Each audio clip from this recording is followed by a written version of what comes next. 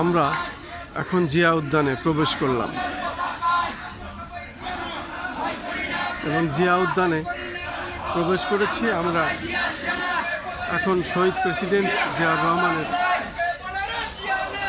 কবরস্থানে যাব, মরহুমা বেগম খালেদা জিয়ার কবরস্থানে যাব, শ্রদ্ধা নিবেদন সহ দোয়া মোনাজাত করব।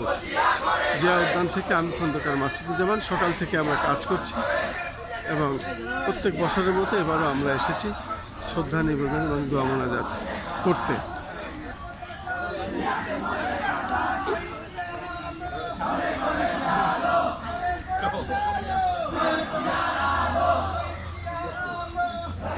শহীদ প্রেসিডেন্ট জিয়াউর রহমানের আজকে ৪৫তম শাহাদত বার্ষিকী এবং এই ৪৫তম শাহাদত বার্ষিকীতে আমরা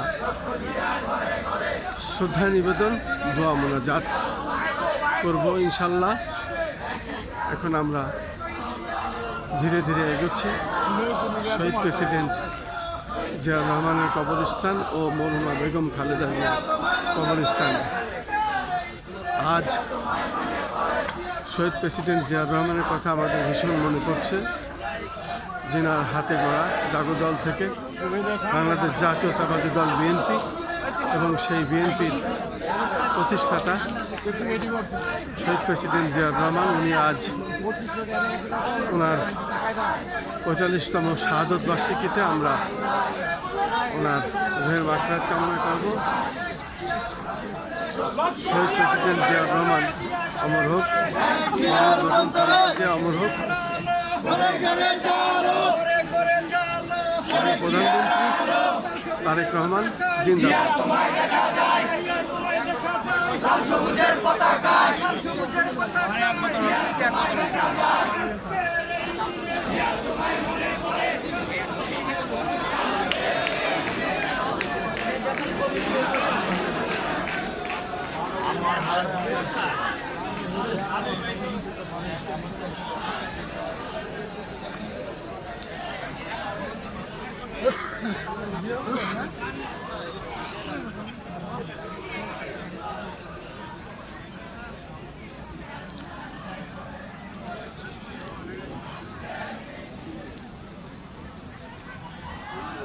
আমরা এখন জিয়া উদ্যান,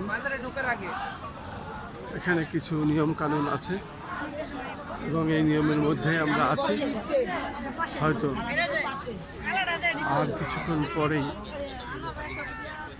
একটা সময় নির্ধারণ আছে, মাননীয় প্রধানমন্ত্রী আসবেন, সময় অর্পণ করবেন, তারপরেই একে একে বিভিন্ন নেতাকর্মী এবং সব প্রত্যেকে এখানে আসবেন।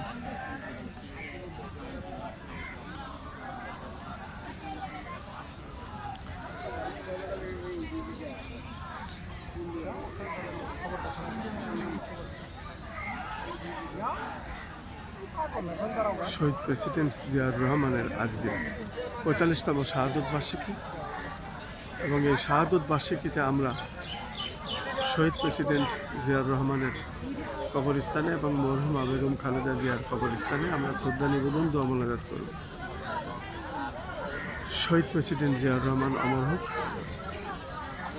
আপসীন দেশ নেত্রী বেগম খালেদা জিয়া অমর হোক এবং মাননীয় প্রধানমন্ত্রী জনাব তারেক রহমান জিন্দাবাদ।